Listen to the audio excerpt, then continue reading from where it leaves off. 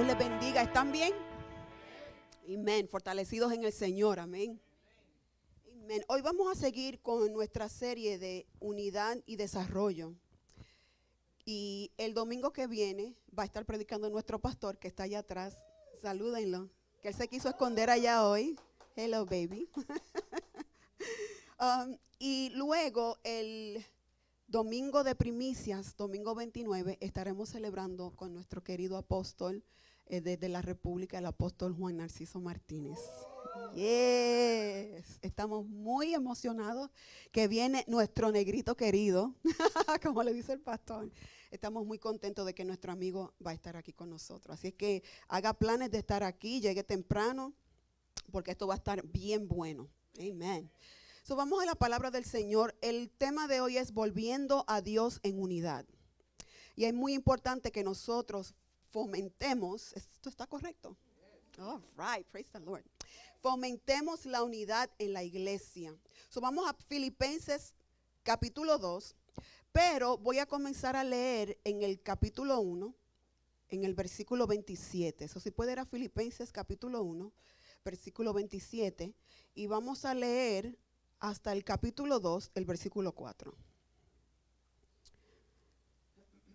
Cuando usted lo diga, diga amén para yo empezar. Amén.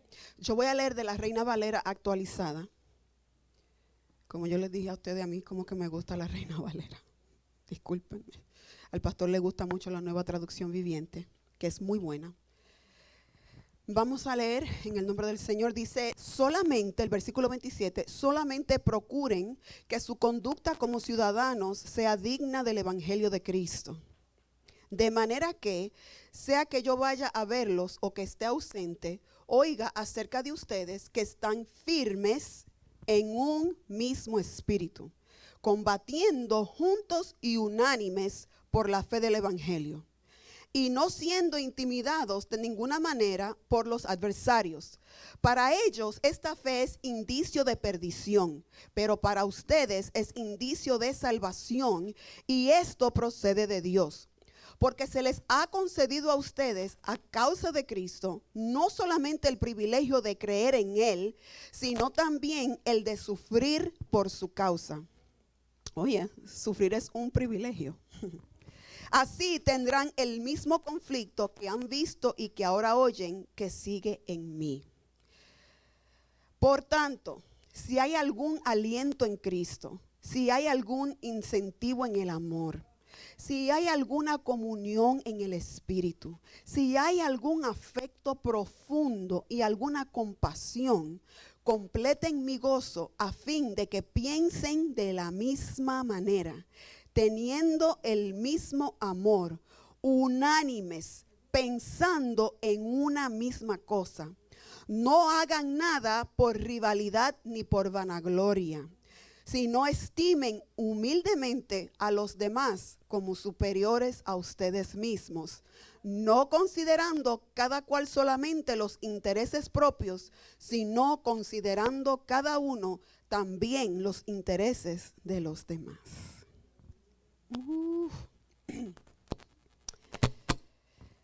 Usted sabe que siempre ha habido problemas en la iglesia con respecto a la unidad. Y siempre ha habido divisiones en las iglesias, incluso en el Nuevo Testamento vemos eso. Y es por eso que el apóstol Pablo le escribe a la iglesia en Filipos acerca de esto, que busquen la unidad, que preserven la unidad y que protejan la unidad dentro de la iglesia. Ese es nuestro trabajo. Y el apóstol Pablo sabe que el producto, la unidad es el producto del amor. Y el amor es el producto de la humildad. Oiga eso. Y la humildad es una de las virtudes más profundas que existen para el creyente. Es una de las virtudes más grandes que hay, es la humildad. Y la humildad nos permite amar sacrificialmente. Cuando yo soy humilde, puedo amar a otro y sacrificar en amor por esa persona. Eso es lo que hace la humildad. Y a través de los años en la Roca Tampa, si usted ha estado aquí muchos años, si usted empezó con nosotros, usted sabe que en esta iglesia se han levantado momentos bien fuertes de desunión y de discordia, al punto que algunos líderes grandes de nosotros salieron y dividieron a la iglesia y se llevaron un grupo de personas. Y eso es algo que es casi inevitable dentro de las iglesias. Otros se han levantado y no tuvieron éxito en dividir a la iglesia y tuvieron que salir, ¿verdad? No siempre hay éxito cuando se levanta la gente dentro de la iglesia a tratar de dividir a la iglesia. Y la realidad es que esto sucede en todas las iglesias. Yo diría que en la mayoría de las iglesias. Pero yo me gozo porque ahora, de los 13 años, yo sé que ministerialmente 13 años no es casi nada. Cuando hablamos de iglesias, 13 años no es nada. Pero yo me gozo porque en este tiempo creo que es el tiempo en la Roca Tampa donde hemos experimentado la mayor unidad que hemos vivido en todos los años de ministerio. De verdad que sí, tenemos un equipo hermoso, gente linda, gente que ama la obra de Dios. Y le damos gracias al Señor por eso, pero nos queda mucho trabajo por delante. No hemos llegado a ninguna clase de perfección. ¿Usted me entiende? Tenemos que trabajar más en la unidad de la iglesia. Pablo tuvo que presentar este problema y este tema. Y es bueno que lo haya hecho porque eso está sucediendo demasiado hoy dentro de las iglesias. Y es un problema no simplemente dentro de las iglesias, sino también en la iglesia de Cristo mundialmente. Nosotros quizás no podemos hacer mucho por la unidad que hay, que se pueda reflejar en todas las iglesias del mundo, pero sí podemos hacer algo de lo que está sucediendo aquí. Y podemos ser nosotros un ejemplo de unidad para nuestros hermanos en Cristo que están dispersados por toda esta ciudad y por todo el mundo. Amén. Juan 13:35 dice, Jesús le dijo, en esto conocerán todos que son mis discípulos, si tienen amor los unos por los otros.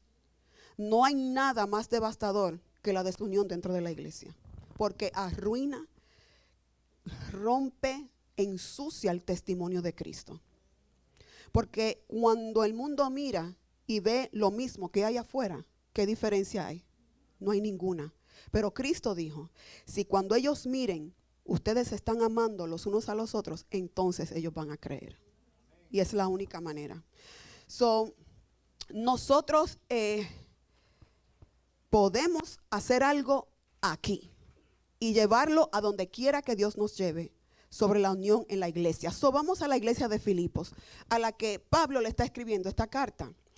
La iglesia en Filipo era una iglesia muy buena, era una iglesia saludable, era una iglesia fuerte. En el primer capítulo ahí de Filipenses, Pablo le habla a esta iglesia en términos muy cariñosos, muy diferente a la manera que él le habla a la iglesia en Gálatas. Okay, la iglesia de Gálatas. Le dice, doy gracias a mi Dios, le dice a la iglesia de Filipos, doy gracias a Dios cada vez que me acuerdo de ustedes. ¿Verdad? En el versículo 3. Y esa es una afirmación bastante buena cuando usted mira todas las cartas de Pablo.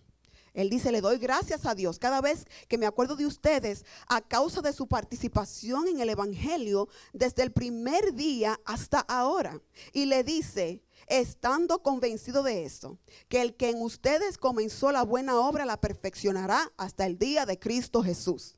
Y el versículo 7 dice, me es justo sentir esto de todos ustedes, porque los tengo en mi corazón. Tanto en mis prisiones como en la defensa y confirmación del evangelio, son todos ustedes participantes conmigo de la gracia. Pues Dios me es testigo. Oiga cómo Pablo ama esta iglesia. Dios es testigo de cómo los añoro a todos ustedes con el profundo amor de Cristo Jesús. Y esta es mi oración, que su amor abunde aún más y más en conocimiento y en todo discernimiento. Esta es una iglesia bastante buena. Es una iglesia bastante saludable. Pablo ama a estas personas. Son un pueblo agradecido, son alegres, son gente de confiar. Ellos persisten en la oración. ¿Usted se acuerda de lo que sucedió en la cárcel de Filipo? Que el poder de Dios bajó porque había una iglesia orando, intercediendo a favor de Pablo y Silas. ¿Y qué pasó con las puertas de las prisiones? Se abrieron. Eso sucedió ¿dónde? En Filipos. ¿verdad? Esta era una gente de oración, eran gente de intercesión, eran gente obedientes, fieles a Dios y muy generosos, porque en el capítulo 4 Pablo habla de la generosidad que ellos tenían con él y le suplían todas sus necesidades, él estando en prisión o no. Era una iglesia generosa. Entonces Pablo habla de cuán agradecido él estaba de esta iglesia, y al principio vemos que era una iglesia que tenía líderes fuertes, porque dice que él le envió saludo a los obispos, que eran los pastores, y a los diáconos de aquella iglesia, que eran los ancianos, y estos estaban llenos de valor y amor verdadero. Era una iglesia saludable y poderosa, ¿verdad? No había ninguna clases de falsedades de doctrinas como en otras iglesias, como veíamos. No había ninguna desviación de la verdad. Esta era una iglesia que caminaba en la verdad del evangelio. Él no envía ninguna corrección a ninguna mala conducta. Yo quiero que usted vea lo que estamos diciendo. No era una iglesia de inmoralidad. Era una iglesia que caminaba en la verdad del evangelio. Entonces, esta iglesia estaba cerca de ser una iglesia ideal, una iglesia casi perfecta. Pero a pesar de todo lo bueno que había en la iglesia en Filipos, estaba metiéndose dentro de la iglesia una serpiente con un veneno mortal. Y esa serpiente mortal era la serpiente de la desunión, la discordia, el conflicto. Se estaba metiendo dentro de la iglesia y estaba envenenando a la iglesia. En todas las expresiones de alegría y en todas sus alabanzas a los Filipos, Pablo comienza y abre la carta y cierra la carta, como que hace un paréntesis dentro de la carta, exhortando a la iglesia a la unidad. Entonces en el primer capítulo le dice: estén firmes en un mismo espíritu, que lo leímos, el versículo 27, combatiendo juntos y unánimes por la fe del evangelio. En el capítulo 4 le dice: estén firmes en el Señor, amados. Y les dice: ruego a Evodia y ruego a Síntique que se pongan de acuerdo en el Señor. Sí, y a ti también, fiel compañero, te pido que ayudes a estas hermanas, hablando de Evodia y Síntique, que ayudes a estas hermanas que lucharon junto conmigo en el evangelio. Había un conflicto entre esas dos mujeres. Y eso no es de sorprender, porque las mujeres somos las más que buscamos pleito dentro de la iglesia a veces, porque a los hombres no les interesa el bochinche, pero a las mujeres sí, por alguna razón. No me gusta, pero me entretiene, ¿verdad? A pesar de que esta iglesia era una iglesia de sana doctrina, de gente buena, gente que oraba, gente generosa, aún así se estaba metiendo dentro de la iglesia la desunión. A pesar de que hay una iglesia fuerte, hay una iglesia activa en los ministerios, hay una iglesia leal, fiel en sus diezmos, en sus ofrendas, eso no exenta a la iglesia de que entre la división. Al contrario, puede entrar aún mayor, porque la gente es tan celosa por lo de Dios, tan apasionada por lo de Dios, que tiende a marginar y echar al lado a los débiles, a los que no funcionan como ellos. La unidad de la que Pablo está hablando aquí no es solo que las personas se sientan atraídas, porque Jesús dijo: el mundo va a mirar y va a ver la unidad en la iglesia, que ustedes se aman los unos a los otros y van a querer venir, van a conocer que ustedes son mis discípulos. No es que la iglesia, que la gente de afuera esté atraída a nosotros, sino que ellos puedan ver a Cristo en nosotros y sean atraídos por Cristo, no por nosotros. Que vean a Cristo en nuestro comportamiento, porque ya allá afuera hay maldad, hay división, hay traición, hay dolor, hay amargura, hay disensión. Allá afuera ya hay todo de eso. No necesitamos traer eso dentro de la iglesia, porque eso es lo que hay allá afuera. Entonces, ¿cuál es la diferencia entre ellos y nosotros si nosotros no le podemos dar a Cristo? Somos iguales que los hijos del diablo, vamos a ser sinceros. Dentro de la iglesia debe ser diferente. Y un ejemplo que me gustó mucho es que la unión en la iglesia, si usted coge una bolsa llena de canicas, marbles, canicas, ¿verdad? Todas esas bolitas están unidas dentro de esa bolsa, pero están unidas por algo externo. Cuando usted abre esa bolsa, todas las canicas se salen desparramadas. Pero si usted coge un imán y coge shavings o virutas, ¿verdad? Virutas de hierro, y usted coge ese imán El hierro se aferra al imán porque la fuerza no es externa, es interior. Entonces, la fuerza que nos une a nosotros dentro de la iglesia no es una fuerza externa, no son estas cuatro paredes. Algo que se puede romper y podemos dividirnos cuando salgamos de aquí. Tiene que ser algo interno, que sea Cristo uniéndonos, el Espíritu Santo uniéndonos a nosotros dentro de la iglesia. Y así cualquier tribulación que venga, cualquier problema que se levante, cualquier pecado que se levante dentro de la iglesia no nos puede dividir, porque no es algo externo, es interno. Aleluya. Y eso es Cristo Jesús en nosotros. Entonces Pablo le hace un llamado a la unidad a la iglesia. Ustedes son tremendos, fantásticos, oran, interceden, velan por el bienestar de la obra. Doctrinalmente están bien, son generosos, pero hay división. Y la división echa a perder todo lo demás. No importa qué lindo se vea, qué lindo cantemos, qué lindo sirvamos, qué lindo decoremos para todos los eventos, no importa. Cuando la división se mete, echa a perder la obra de Dios por completo. Entonces Pablo le dice en el versículo 27 del capítulo 1, procuren con su conducta, procuren con su conducta como ciudadanos, procuren que su conducta como ciudadanos sea una digna del evangelio de Cristo. Eso comienza ¿con quién? Conmigo, contigo, personal. La conducta de cada uno de nosotros debe ser digna del evangelio, donde quiera que yo me meto. Cuando nadie me está viendo Cristo, me está viendo el cielo, tengo una audiencia, el diablo me está mirando, los demonios me están mirando. ¿Qué estoy haciendo cuando estoy sola, cuando nadie me está mirando?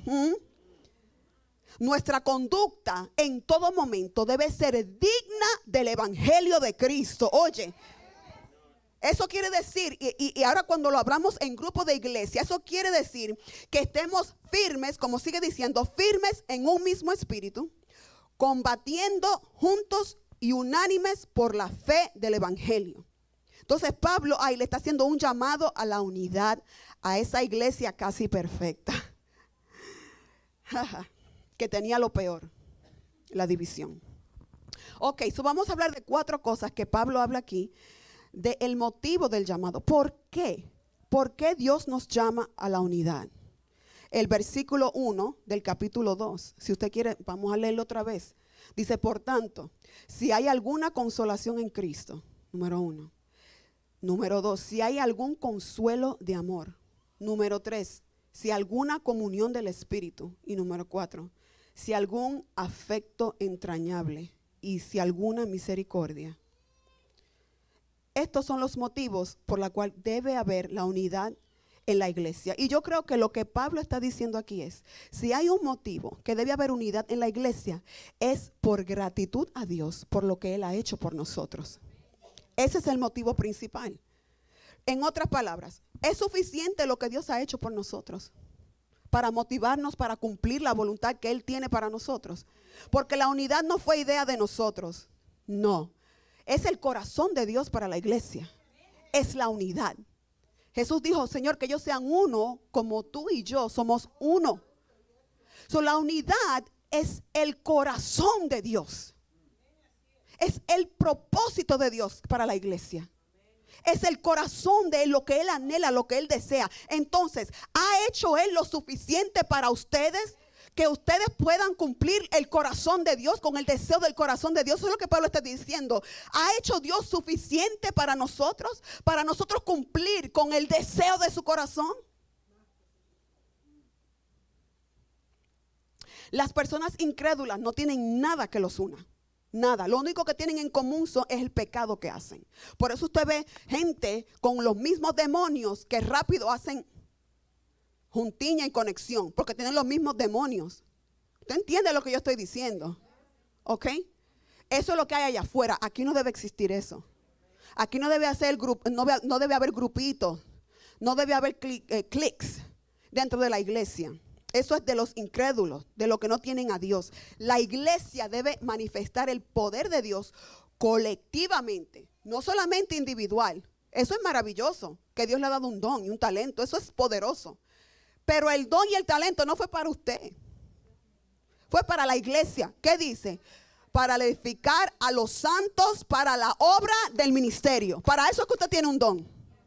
No se confunda, este no es mi llamado. Este altar no es mío para yo hacer y yo predicar y que la gente me oiga a mí. No, Señor, tenga cuidado con todo egoísmo, porque el don y el talento fue dado para la edificación de la iglesia. Lo número 1 que Pablo dice es consolación en Cristo. Él dice, por tanto, si hay alguna consolación en Cristo. Esto es poderoso, porque la palabra que se usa aquí es paracleto. Y usted sabe que Juan usa esa frase, esa palabra para referirse al Espíritu Santo. Y en realidad significa alguien llamado a estar al lado tuyo para animar, para ayudar, para aconsejar, fortalecer y exhortar. Oye, qué poderoso. Si usted ha recibido tanta ayuda personal de Cristo, que estás en unión con Cristo, porque estás en Cristo y Cristo está en ti, porque Cristo ha venido a tu lado, hello, ¿verdad? Y te ha dado toda bendición en lugares celestiales, ha tomado residencia en ti. Dios mismo se ha hecho real en tu vida. ¿No es eso motivo suficiente para nosotros responder con amor y gratitud y obedecer lo que Él nos está pidiendo? Eso es lo que Pablo le está diciendo a la iglesia. Hello, ustedes son muy buenos administradores, son muy buenos en el ministerio, son muy buenos en todo lo que hacen. Pero hello, lo que Cristo ha hecho no es suficiente para que entonces hagamos lo que Él quiere que nosotros hagamos dentro de la iglesia. Eso está fuerte. No hay nada más feo que la ingratitud. Y yo tengo que decirle, porque hay gente que se piensa que se merecen el cielo, se merecen todo. Son unos engreídos. Usted no se merece nada. Hello, tengo noticias para usted. Usted no se merece nada. Lo que nosotros nos merecemos es la muerte y el infierno por nuestra desobediencia y nuestro pecado. Pero Dios amó tanto al mundo que envió a su Hijo para darnos salvación, algo totalmente inmerecido. Nosotros no nos merecemos nada de lo que recibimos de Dios, nada. La ingratitud es algo tan feo dentro de la iglesia, porque hemos recibido el mayor tesoro que puede existir, la presencia de Dios en nosotros. Y muchos de nosotros somos unos ingratos, creemos que nos merecemos todo. Entonces, después de si hay alguna consolación en Cristo, dice, si algún consuelo de amor. Esto es bien poderoso, porque esto es otra manera de volver a decir lo mismo, y es la ternura amorosa del Señor con nosotros, con el amor que Él nos ha bendecido, con el amor que Él nos ha salvado, nos ha restaurado, y con el amor que pasamos el proceso de santificación. Eso es bien importante, porque Él no nos rechaza en nuestro proceso. Oh my God. Al contrario, Él nos mete en el proceso para refinarnos, para santificarnos. Dios al hijo que ama castiga. Entonces ese proceso Él lo hace con mucho, mucho amor. Pero sin embargo, nosotros en la iglesia, cuando un hermanito peca y se arrepiente y viene y confiesa su pecado, nosotros no queremos perdonar, nosotros no queremos mostrar misericordia, no queremos mostrar compasión, porque nos creemos por alguna manera que somos mejores que ellos. Eso es división. Y el Señor nos ha amado con una ternura tan y tan grande. El diccionario léxico aquí, cuando habla de esa palabra de consuelo de amor, quiere decir aclamaciones suaves, como cheers. Aclamaciones suaves, un consuelo, una especie de ternura hacia nosotros. ¿Cómo lo ha tratado el Señor a usted? La Biblia dice que Él con lazos de amor nos ha traído. Y nosotros somos unos duros, insensitivos a la necesidad de nuestro hermano, al dolor de nuestro hermano. El tercer motivo para que haya comunión del Espíritu. Wow. Eso es poderoso, coinonía. Comunión del Espíritu, coinonía. En realidad es la vida compartida. En otras palabras, Pablo está diciendo, compartes la vida del Espíritu. Oye, qué cosa tan poderosa. Compartes la vida del Espíritu. En otras palabras, podemos ver la Trinidad completa en todo lo que Pablo está diciendo. Lo que Cristo ha hecho por nosotros. ¿verdad? El consuelo del amor del Padre hacia nosotros, porque el que nos amó fue el Padre. Tenemos que tener eso claro. El Padre nos amó tanto que envió a su Hijo.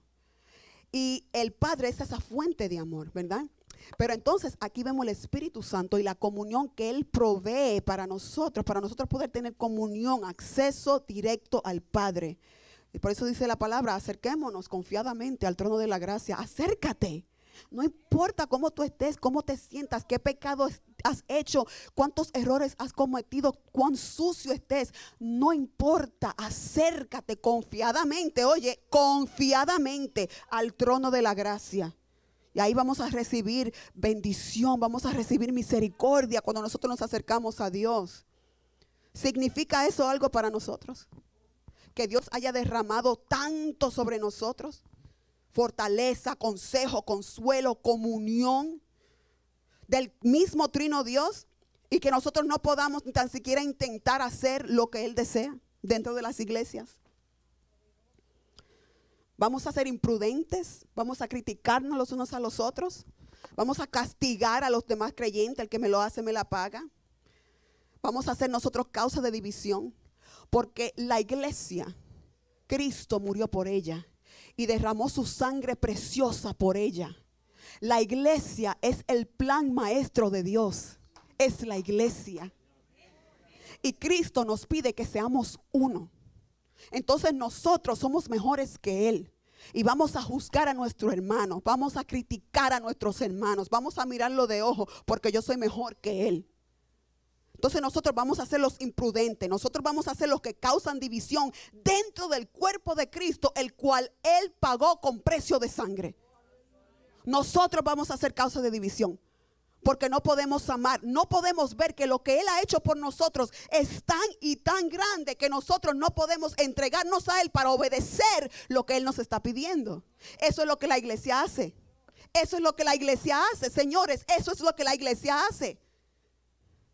Entonces, ¿qué sucede? Que todo el mundo está mirando. Porque hoy en día no es como antes, que antes se peleaban dentro de la iglesia. Ahora se pelean en las redes sociales. Y ahora todo el mundo ve la discordia, el caos que hay dentro de la iglesia de Jesucristo. Se ha hecho una encuesta que dice que hoy en día la gente está menos y menos impresionada por lo que sucede dentro de la iglesia. La gente no quiere venir a la iglesia. ¿Para qué? Si la iglesia está llena de hipócritas. ¿Y es mentira o es verdad? All right now. It's true. It's true. Y la cosa de esto es que una manzana dañada, podrida.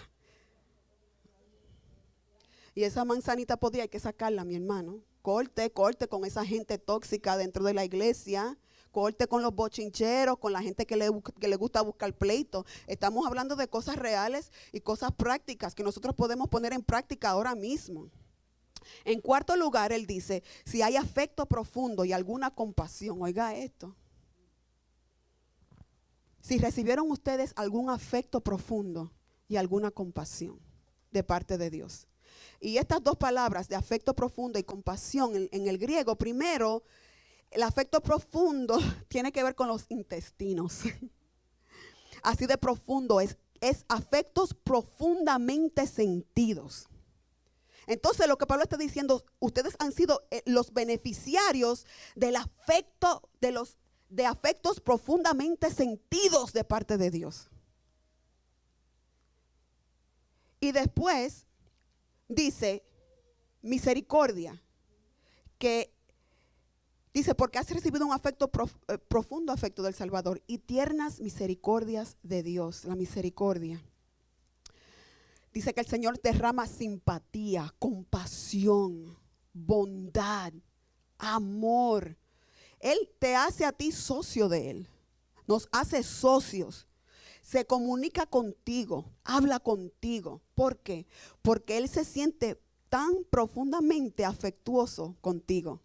Y a causa de ese afecto afecto profundo, viene esa compasión que te tiene cada vez que te caes, cada vez que nos caemos, cada vez que pecamos una y otra vez, nos tropezamos con la misma piedra. Y ahí viene el Señor con ese amor profundo y nos extiende esa misericordia y esa compasión y nos levanta otra vez. Por eso dice la Biblia que cae el justo 7 veces y 7 veces lo levanta Jehová, porque es un afecto profundo y de ese afecto sale esa compasión y esa misericordia que Él nos tiene. Nos da cientos y miles de oportunidades para nosotros extendernos y ser triunfadores y victoriosos en Él. Él no se cansa de ensuciarse sus manos con nosotros. Yo hablaba con los intercesores y yo les decía, las manos de Dios siempre están sucias. Pero nosotros, la iglesia, no se quiere ensuciar las manos.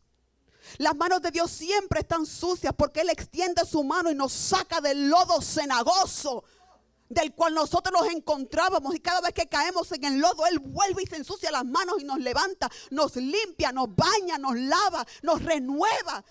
Siempre sus manos están sucias, pero la iglesia no quiere ensuciarse las manos con los débiles, con los desanimados, los que están sufriendo dentro de la iglesia, los que están pasando quizás por la consecuencia de un pecado. ¿Cómo que usted no ha pecado en su vida?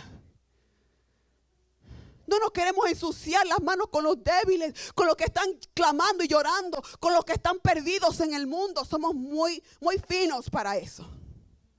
Mas sin embargo, eso no es lo que Dios nos ha mostrado. Pablo dice, completen mi gozo a fin de que piensen de la misma manera, teniendo el mismo amor, unánimes, pensando una misma cosa. Entonces de ahí, de darnos los motivos de la unidad, él entra a las características de la unidad. ¿Cómo se ve la unidad? Y eso es lo que le está diciendo. Piensen de la misma manera. Esa unidad. Teniendo el mismo amor. Unánimes. Otra versión dice unidos en espíritu. Y dice pensando una misma cosa. Esto es poderoso. Porque hay 4 declaraciones sobre el motivo o la razón de la unidad.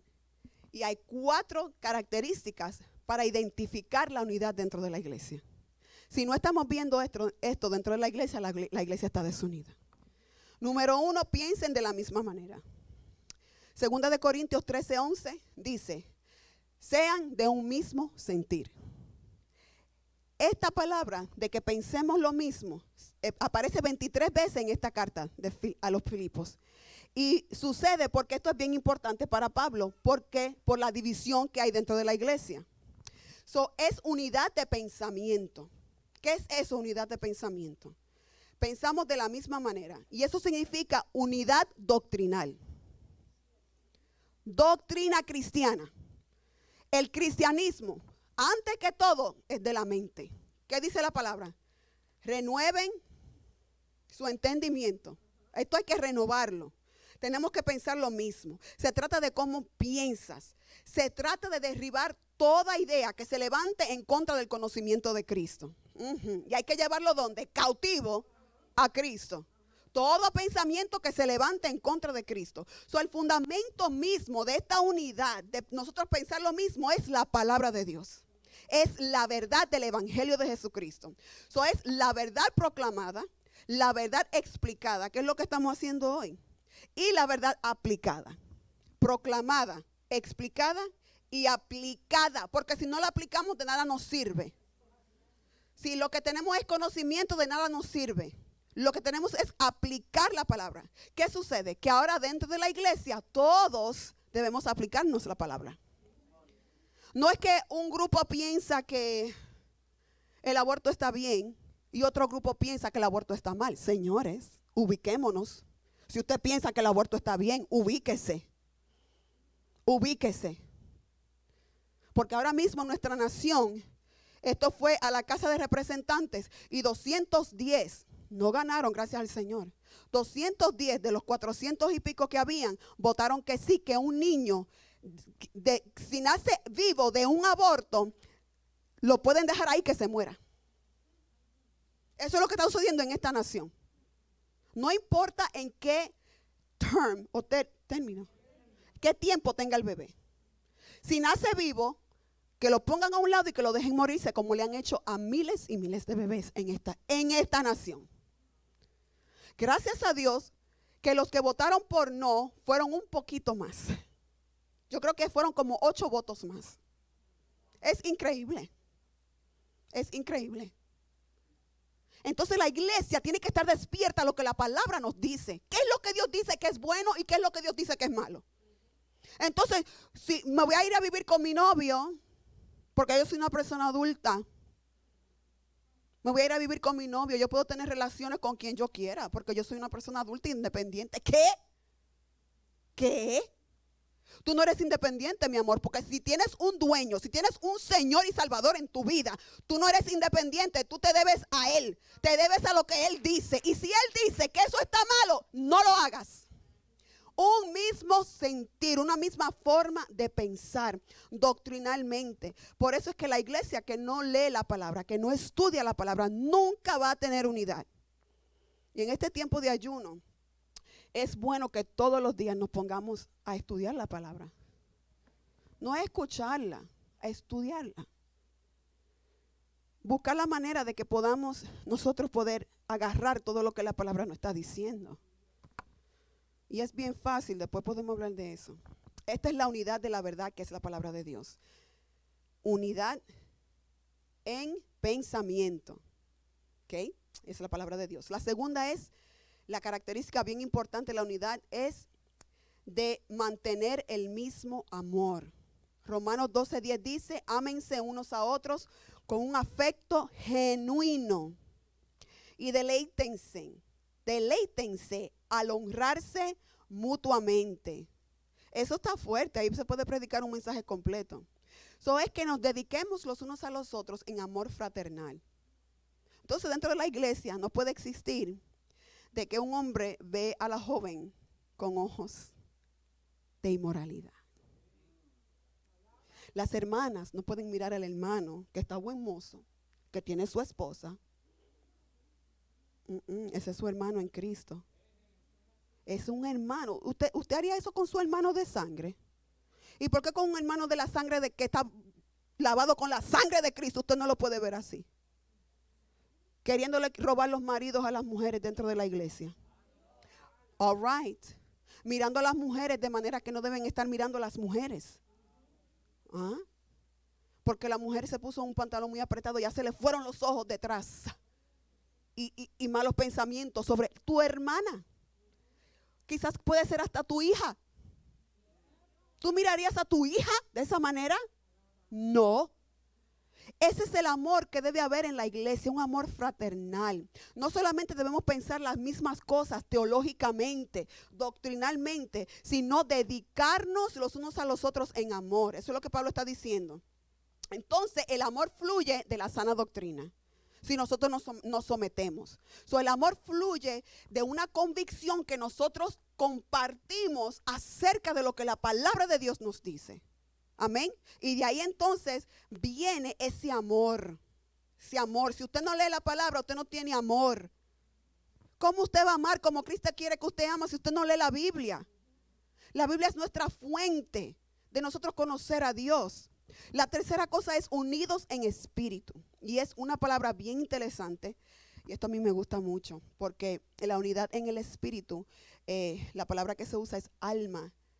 Y en el griego quiere decir una alma.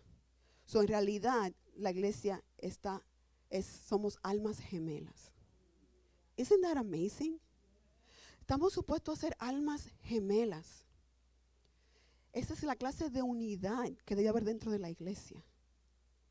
Que si es que yo siento lo que tú sientes y tú sientes lo que yo siento, es que tu gozo es mi gozo y tu dolor es mi dolor, literalmente. No es fingido, es real, es genuino. Porque somos almas gemelas, estamos unidos por el amor de Cristo. Y no importa de dónde nosotros vengamos, si somos hombres, si somos mujeres, olvídese del machismo dentro de la iglesia, porque en la Biblia, en el plan de Dios no hay ningún machismo. Así es que si usted es machista, tire eso por el piso, porque eso es pecado delante de Dios. Somos almas gemelas. Y lo último que Pablo dice es sintiendo una misma cosa. Y lo que significa literalmente es pensar como uno. Así es que esto vuelve a la declaración original. ¿Y cuál es el objetivo? ¿Por qué son estas características? ¿Cuál es la importancia de que la iglesia camine de esta manera? Para darle gloria al Señor. La Biblia dice: todo lo que hagamos, sea que comamos o bebamos, hacedlo todo para la gloria del Señor. Nuestra meta, como una iglesia unida, nuestra causa es la misma. Estamos todos luchando por la misma causa, y es que el reino de Dios avance. No tenemos agendas escondidas, no tenemos objetivos personales. Esto no es para que a mí me conozcan. Y voy a poner, yo no hablo en contra de nadie que pone nada en las redes sociales. Allá usted con su ministerio, como usted lo corre y como Dios lo ponga en su corazón. Pero esto no se trata de una persona que se haga famosa y que todos conozcan el nombre de esa persona.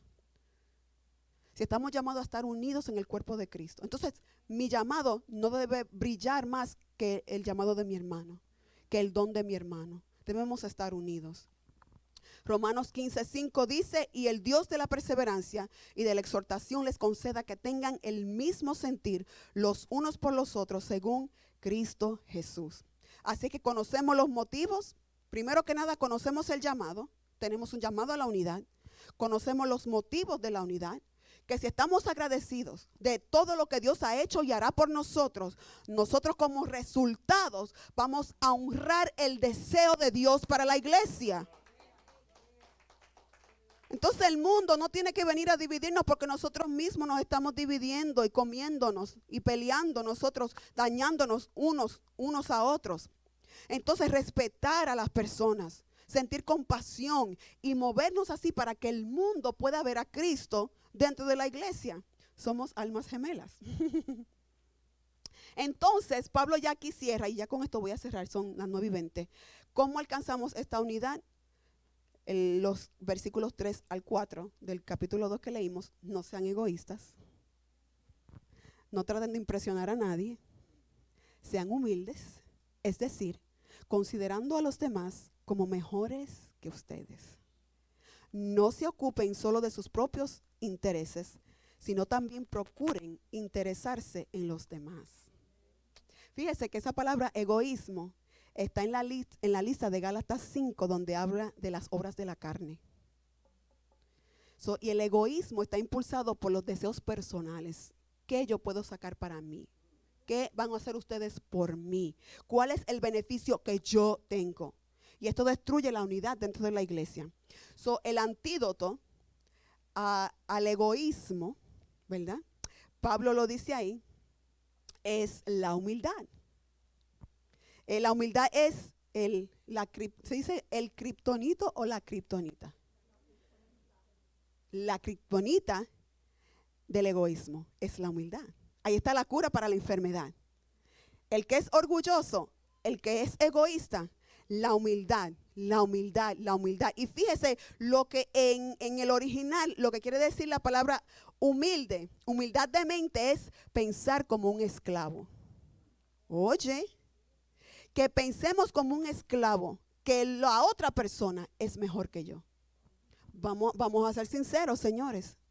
Nosotros pecamos delante de Dios aún con nuestros pensamientos, cuando pensamos que somos mejor que nuestro hermano que está en Cristo, que fue lavado por la sangre de Cristo, redimido por Él. Y ahora nosotros, estando en el mismo nivel, en la misma condición que nuestro hermano, pensamos que somos mejores que ellos. Tenemos que pensar como si somos esclavos. Ok, y una cosa muy importante es que ustedes se acuerdan que Pablo decía que de todos los pecadores él era el peor. ¿Usted se acuerda de eso? Y él dice que de todos los santos él es el más pequeño, el más insignificante. Y eso es lo que conlleva una mente de humildad, una mente de esclavo. ¿Usted sabe por qué Pablo decía eso? Porque usted más que nadie conoce cuán profundo es su propio pecado. Usted no conoce el pecado, la profundidad del pecado de su hermano. Usted conoce la profundidad del pecado suyo. Y usted y yo puedo decir que yo soy la peor de todas las pecadoras. Porque yo conozco la profundidad de mi pecado y de dónde me ha rescatado Dios y cómo yo le falto día tras día y cómo Él me extiende misericordia a mí día tras día. Para entonces yo mirar la pajita que está en el ojo de mi hermano para juzgar a mi hermano si yo no conozco el nivel del pecado de él. Yo conozco el mío yo lo conozco. Por eso Pablo decía, de todos los pecadores yo soy el más vil. Yo soy el principal. Porque él conocía su pecado, no el pecado de su hermano. Pero nosotros cuando hay una predicación decimos, mira, tú oíste lo que el pastor está diciendo porque esto es para ti. Porque conocemos tanto el pecado de nuestro hermano que ya lo hemos juzgado. Tú necesitas esto más que yo. Escucha, arregla tu vida.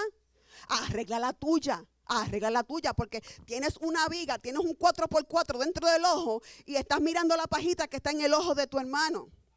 Eso es humildad. Eso es humildad. De nosotros poder vernos por dentro y decir, soy el más vil de los pecadores.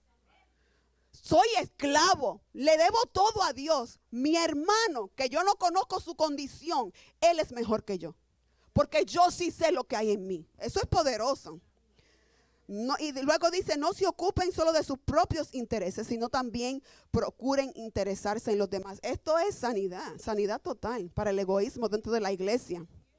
Ok, so la redefinición es, la cosa es de redefinir nuestras vidas. Mirar nosotros nuestra vida. Esto no se trata de mí, esto se trata de cuidar la vida de la otra persona también. ¿Usted se acuerda de Caín y Abel?